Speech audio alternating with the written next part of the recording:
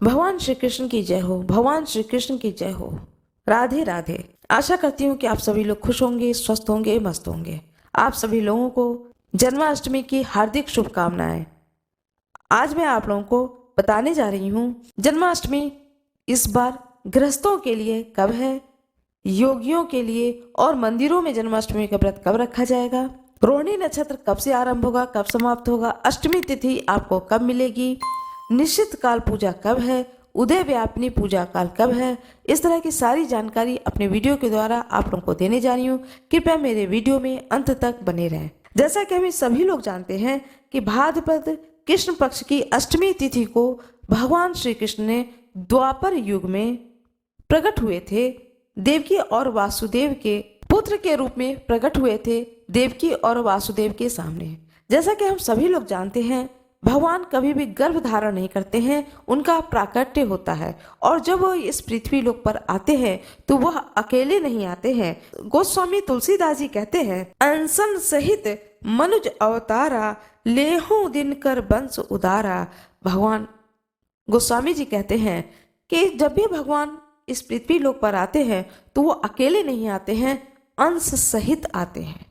जब धरा अकुला जाती है और विक्षिप्त हो जाती हैं, बहुत परेशान हो जाती हैं, तब वह जाकर के ब्रह्मलोक में ब्रह्मा जी से प्रार्थना करती हैं कि कृपया मेरी बात विष्णु लोक में भगवान विष्णु को बोलें कि इस धरा पर बड़ा ही अनर्थ हो रहा है, पाप बढ़ रहे हैं, कृपया भगवान आएं और पाप का संहार करें और इस पृथ्वी लोक का उद्धार करें।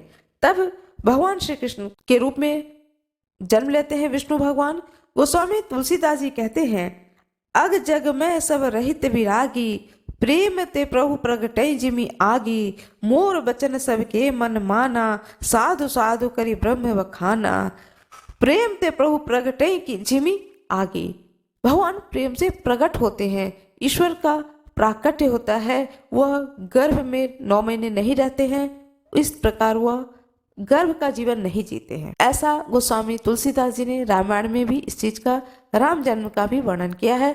उसमें यही बात आती है और भागवत में भी यही बात आती है कि भगवान श्री कृष्ण ने प्राकट्य लिया और जब वो प्राकट्य लेते हैं तो अपने पूरे असली रूप में होते हैं। उनके वो चतुर्भुज रूप होता है, हाथ में चक्र होता है, गदा होता है।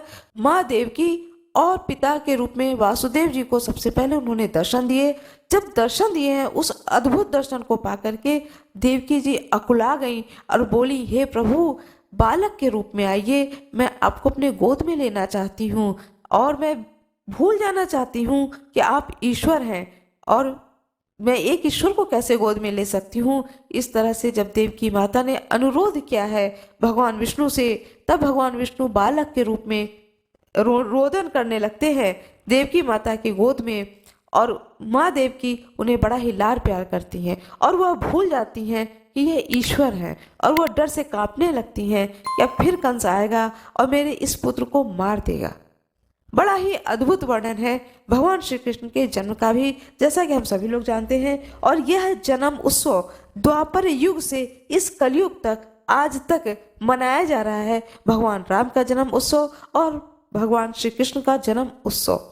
द्वापर युग में पृथ्वी पर जब राक्षसों के अत्याचार बढ़ गए, तब पृथ्वी जो है वह गाय का रूप धारण कर अपनी कथा सुनाने के लिए और अपने इस पृथ्वी के उद्धार के लिए ब्रह्मा जी के पास गई। और ब्रह्मा जी पृथ्वी को लेकर विष्णु लोक में गए थे और वहां पर जाकर के भगवान विष्णु ने यह बात कही कि जाइए, मैं अब पृथ्वी पर प्रकट होऊंगा।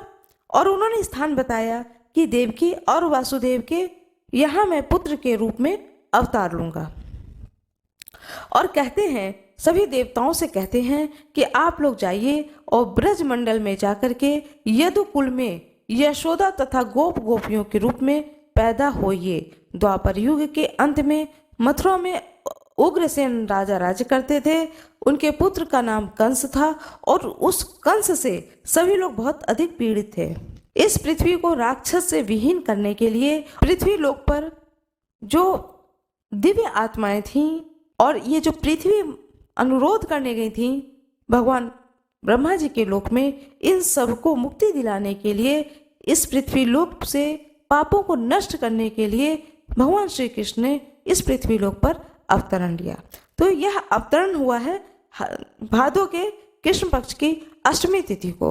उस अष्टमी तिथि दिन, जिस दिन भगवान श्री कृष्ण ने इस पृथ्वी पर अवतरण लिया, उस दिन कहते हैं कि सारे तिथि, सारे नक्षत्र सब ऐसी जगहों पर स्थित हो गए थे, इतने अनुकूल हो गए थे, ग्रह वार, सारी राशियां, सारे नक्षत्र आकाश मंडल में और इस पृथ्वी पर इस तरह से व्यवस्थित हो गए थे कि मानो वो स्वयं ही इंतजार कर रहे थे कि यह पल जो है भगवान के आने का जो समय है, उस समय वह भगवान के साक्षात दर्शन कर सके।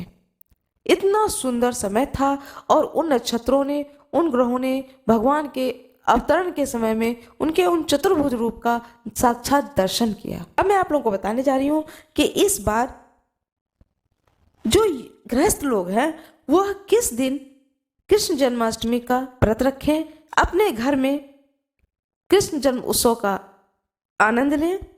और दूसरे दिन, जैसा कि हम सभी लोग जानते हैं कि कृष्ण जन्म उत्सव 2 दिन मनाया जाता है। पहले गृहस्थ लोग मनाते हैं, बाद में मंदिरों में और जो योगी लोग होते हैं, ऋषि मुनि लोग होते हैं, दूसरे दिन वो लोग मनाते हैं। पहले दिन जब लोग घर में व्रत करते हैं, त्यौहार मनाते हैं, रात भर जागरण करते हैं, भगवान श्री कृष्ण का जब जन्म उत्सव मना लेते हैं रात्रिकालीन, तो उसके बाद वो पारण भी कर लेते हैं। और दूसरे दिन जब मंदिरों में जन्म उत्सव मनाया जाता है तो सभी लोग मंदिरों में जाकर झांकियां देखते हैं, मंदिरों में भगवान बांके बिहारी का दर्शन करते हैं। इस तरह से प्रभु श्री कृष्ण की जन्माष्टमी और उनके जन्म उत्सव को पूरे भारतवर्ष में बड़े ही सुंदर तरीके से मनाया जाता है। भाद्रपद कृष्ण पक्ष में श्री कृष्ण जन्माष्टमी कब है? श्री कृष्ण जन्माष्टमी 6 सितंबर 2023 दिन बुधवार को। इस दिन गृहस्थ लोग जन्माष्टमी का त्यौहार मनाएं। अग जग में सब रहित विरागी, प्रेम ते प्रभु प्रगटे जिमि आगी, मोर बचन सबके मन माना, साधु साधु करी ब्रह्म बखाना। कृष्ण जन्माष्टमी स्मार्थ बुधवार, अष्टमी तिथि आरंभ होगी बुधवार को दिन में 3:39 से दिन में आरंभ हो जाएगी, जो कि आपको निश्चित काल में अष्टमी तिथि मिलेगी। रात्रि के 12 बजे आपको, बुधवार की रात्रि 12 बजे अष्टमी तिथि आपको मिलेगी। और अष्टमी तिथि का समापन होगा गुरुवार को दोपहर के 4:16 पर अष्टमी तिथि का समापन हो जाएगा। बुधवार को रोहिणी नक्षत्र आपको मिलेगा 9:20 से दिन में आरंभ हो जाएगा और समाप्ति है रोहिणी नक्षत्र का गुरुवार की रात्रि 10:25 पर रोहिणी नक्षत्र का समापन हो जाएगा। यानी आपको बुधवार को रोहिणी नक्षत्र रात्रि में निश्चितकालीन पूजा जो होती है, उस पूजा के समय में आपको अष्टमी तिथि भी मिलेगी और रोहिणी नक्षत्र भी मिलेगा। और भगवान श्री कृष्ण का जब जन्म हुआ था तो कहते हैं अष्टमी तिथि भी थी और रोहिणी नक्षत्र भी था। इसलिए जो गृहस्थ लोग हैं वो लोग दिन बुधवार को जन्माष्टमी का त्यौहार व्रत मनाएं। और गुरुवार को मंदिरों में, सभी जगह मंदिर है, उन्हीं मंदिरों में गुरुवार को मनाया जाएगा। निश्चितकालीन रोहिणी नक्षत्र में जयंती योगवती श्री कृष्ण जन्माष्टमी दिन बुधवार को मनाया जाएगा गृहस्थों के लिए। कृष्ण जन्माष्टमी 2023 उदय व्यापिनी रोहिणी नक्षत्र दिन गुरुवार को व्रत जन्म उत्सव वैष्णव और योगियों के लिए है। मंदिरों में झांकी होगा, मंदिरों में जन्म उत्सव मनाया जाएगा। वह जन्म उत्सव होगा गोकुल, मथुरा, द्वारिका, ये जितने भी भगवान श्री कृष्ण के मंदिर हैं, इन सभी जगहों पर गुरुवार के दिन भगवान श्री कृष्ण का जन्म उत्सव मनाया जाएगा, क्योंकि वो लोग उदय व्यापिनी नक्षत्र को मानते हैं। और दूसरे दिन वैसे भी मंदिरों में योगियों और ऋषियों के द्वारा जन्माष्टमी का त्यौहार मनाया जाता है। यह परंपरा अनादिकाल से चली आ रही है। जब रात्रि में आप भगवान श्री कृष्ण की पूजा करें, झांकी घर में जैसा सजाते हैं, सजाने के बाद में फल मिठाई भोग में रखते हैं, मेवे, बहुत लोग मेवा पाकते हैं, मेवा का पकवान बनाते हैं और साथ में पूड़ी है, सब्जी है, इस तरह का भी भोजन बनाते हैं। जब सब कुछ आप बना ले, भोग लगा ले, भय प्रगट कृपाला दीन दयाला कौशल्या हितकारी हर्षित महतारी मुन मनहारी, इस स्तुति को जरूर करें। इस स्तुति के बाद में एक स्तुति जरूर करें जो कि अत्रि ऋषि द्वारा श्री राम जी की स्तुति की गई थी। कहते हैं कि जब जन्म उत्सव मनाएं उस वक्त अपने घर में पूरे परिवार सहित उस स्तुति को आप जरूर पढ़ें। यह स्तुति अत्रि द्वारा श्री राम जी की गई है, लेकिन आप भगवान श्री कृष्ण की भी स्तुति कर सकते हैं, क्योंकि भगवान श्री कृष्ण और भगवान राम एक ही हैं। अवतार उन्होंने अलग अलग युग में लिया है।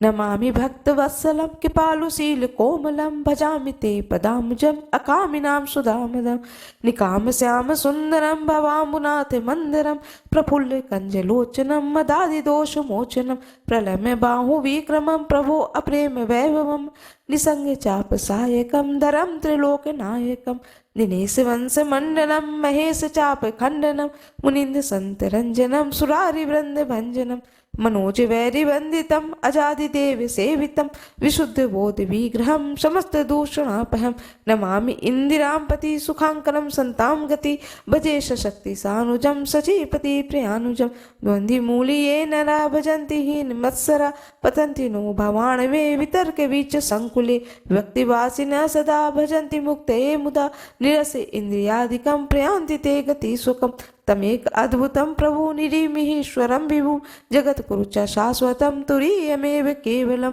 भजामि भाव वल्लभम कुयोगिनाम सुदुर्लभम स्वभक्त कल्प पादपम समम सुसेव्य मनमहम अनूप रूप भूपति नतोर अहर मुजाम्पति प्रसीद में नमामि ते पदाम्ज भक्ति देहि में पठन्ति ये स्तमिदम नरादरण ते पदम भजन्ति नात्र संशयम त्वदीय भक्ति संयुक्ता विनती कर सुनमुनाई सिर कह कर जोरी बहोरी चरण सरोवरों नाथ जनी कबहु तजई मति मोर। हे प्रभु मुझे कभी नहीं तजिएगा, हमेशा अपने शरण में रखिएगा।